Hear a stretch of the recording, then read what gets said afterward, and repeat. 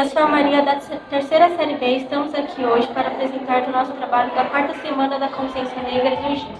Olá, sou a Ludmila e vamos começar a definir o que é uma ditadura.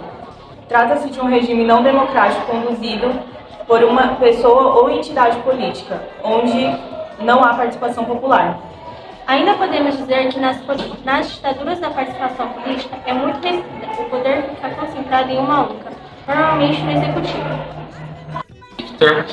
A ditadura militar no Brasil começou com um golpe de 1964 e se desenvolveu durante 21 anos com governos militares. Os presidentes eram indiretamente eleitos por meio do colégio eleitoral. Olá, eu sou o Pedro e vou explicar a causa do golpe de 1964. Iniciou-se devido à Guerra Fria, embate ideológico envolvendo os Estados Unidos, liderando o bloco capitalista e a União Soviética pelo lado comunista. Ambos disputavam áreas de influência. Os demais países tinham que se alinhar com um dos outros lados.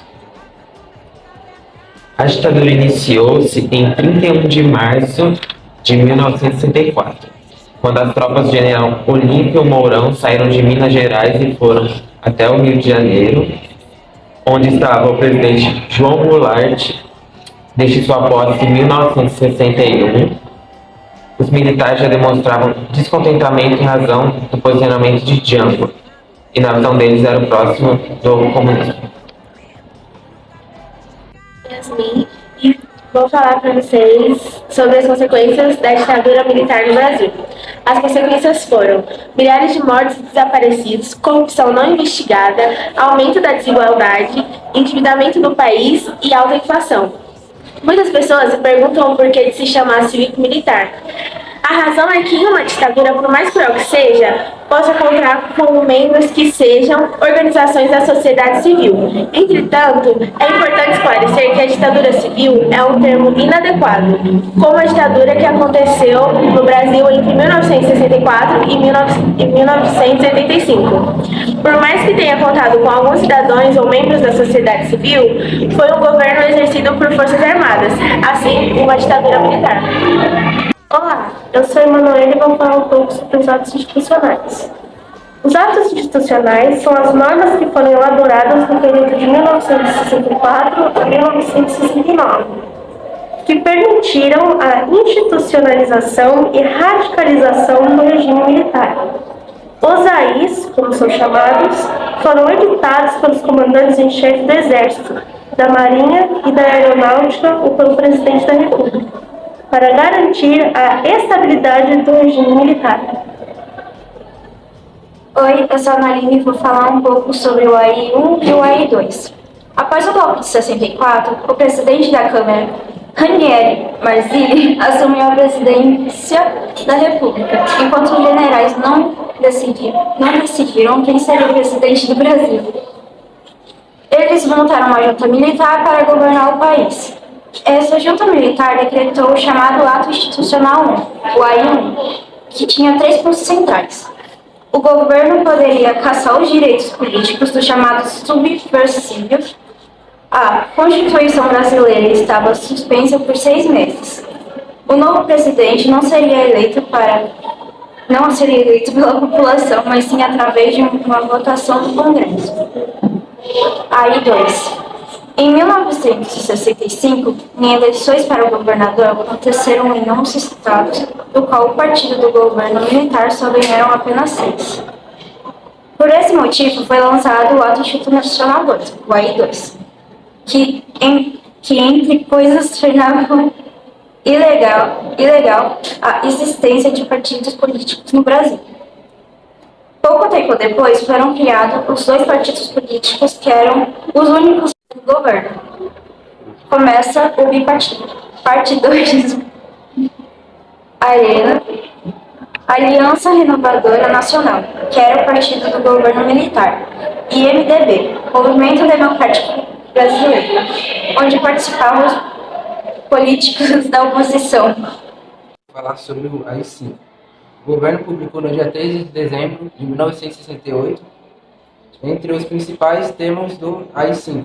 Ele dizia que a polícia e o exército não necessitavam mais de mandato judicial para prender qualquer pessoa. Também foi extinto o habeas corpus e também não era mais possível solicitar um advogado, em caso de prisão, até o fim de 1969. Outros 12 atos institucionais foram publicados no Brasil.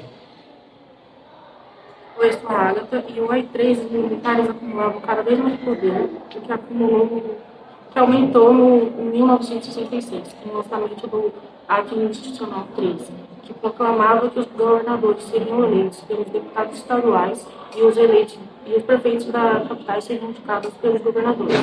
O AI-4, em 1967, o Castelo Branco lançou o Ato Institucional 4, que anunciava a proclamação e a criação de uma nova Constituição no Brasil, que dava ainda mais poder para os militares. 2 dias depois foi criada a Lei de Segurança Nacional, que decretava que os militares podiam prender ou expulsar do país qualquer um que fosse uma ameaça para o governo. Meu nome é Eduardo. Os anos de chumbo é como chamamos o período da maior repressão da ditadura militar. Teve início em 1968, com o Ato Institucional número 5, até o final do governo de Médici, que foi eleito para substituir Costa e Silva, que morreu. Oi, meu nome é Denzel e eu vou continuar falando sobre os anos de chumbo. Médici era membro da linha dura das Forças Armadas, que concordava com os métodos antidemocráticos.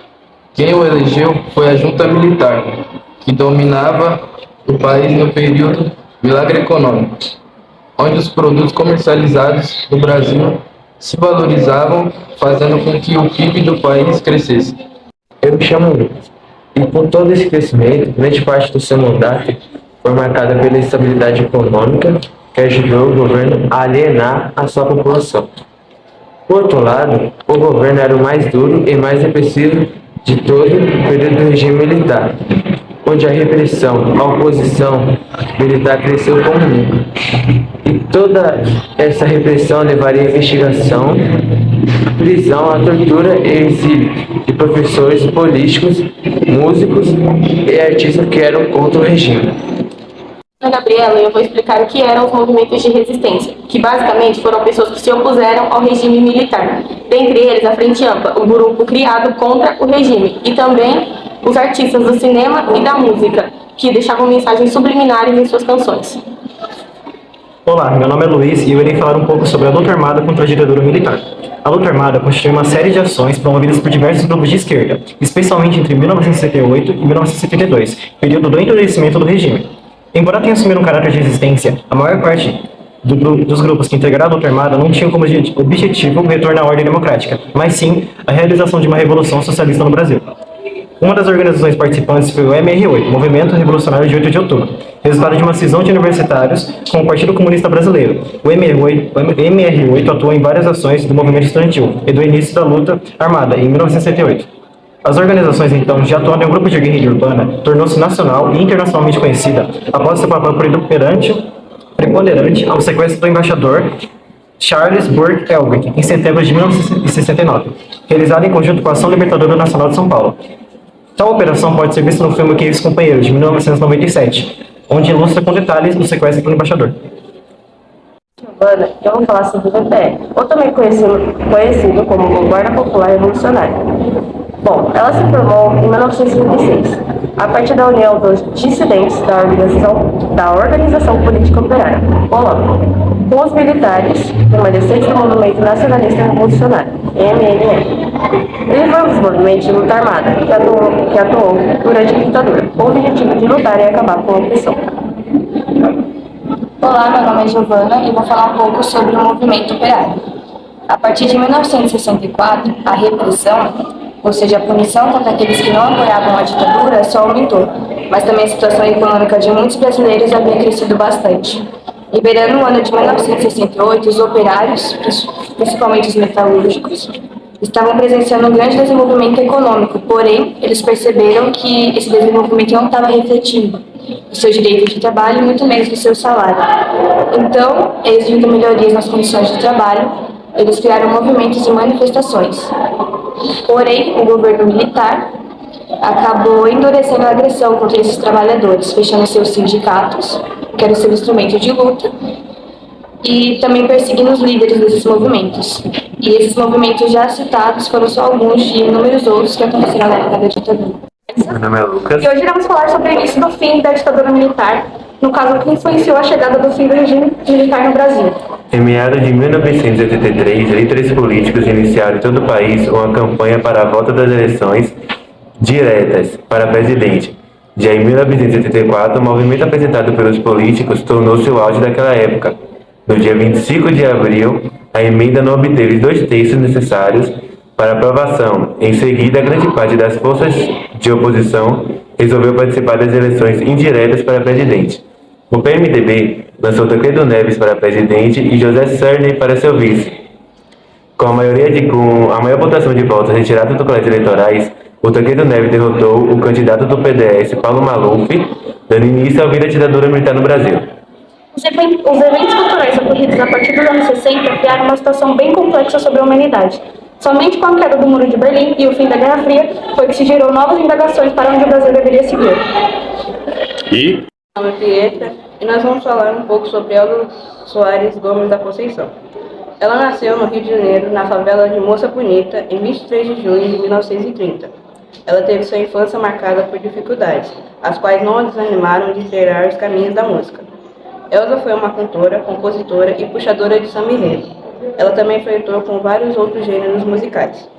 Durante as situações que ocorreram em sua vida, teve momentos de altos e baixos, que fizeram Elza tentar desistir várias vezes de sua carreira. Olá, meu nome é Laura.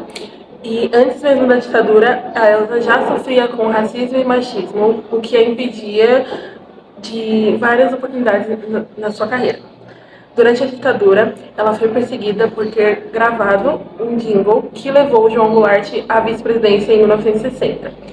6 anos após o golpe, ela teve sua casa no Rio de Janeiro metralhada com toda a sua família dentro. Por conta da perseguição, a Elza fugiu para a Itália. Segundo a cantora, as pessoas que atualmente pedem por uma intervenção militar não sabem os horrores que aconteciam na época. Elza Soares foi uma das maiores artistas da história da música brasileira. Ela morreu no dia 20 de janeiro de 2022, deixando para trás o seu legado. E eu vou falar quais as consequências para o povo quando há uma ditadura. Uma das consequências mais gritantes da ditadura militar foi o aumento da desigualdade social. Para além disso, a falta de acesso à população a dados públicos, aumento da concentração de renda, inflação e aumento do endividamento externo. Olá, meu nome é Henrique e eu vou falar as consequências no país. A principal mudança no país foi a transição democrática realizada, que trouxe como mudanças significativas na sociedade brasileira, como a promulgação da Constituição Federal de 1988, que assegurou direitos importantes como a criação e institucionalização do SUS, pois passa a ser direito do Estado garantir a saúde de toda a população brasileira, ou ainda a proposta que tornou a prática de racismo crime sujeito a pena de prisão inafiançável. Obrigado por assistir nosso trabalho.